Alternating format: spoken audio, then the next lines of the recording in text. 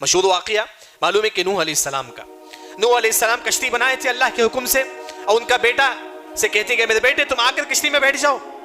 تو ان کا بیٹا کہتا ہے کہ ان کا بیٹا عقل کو دوڑاتا ہے، کہتا ہے کہ سآوی الی جبل یعصمنی من الماء، اے ابو جان میں پہاڑ کے اوپر چڑھ جاؤں گا وہاں پانی نہیں آئے گا. یعنی کہ ان کا بیٹا عقل کو دوڑاتا ہے.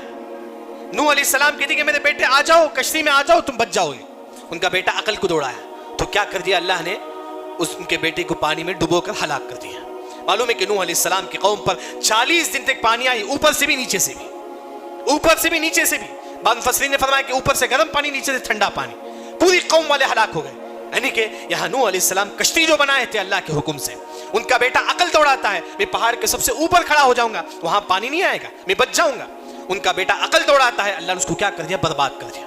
جو انسان دین میں عقل کو دوڑاتا ہے ہو سکے تو اللہ تعالیٰ اسی دنیا میں برباد کر سکتا ہے. دین میں عقل نہیں ہے. اسی وجہ سے علی رضی اللہ عنہ فرماتی ہیں اگر دین میں عقل کا دخل ہوتا تو ہم مسا کہاں کرتے، نیچے کرتے، لیکن ہم مسا کہاں کرتی، اوپر کرتی، ساکس کے اوپر کرتی ہیں مسا.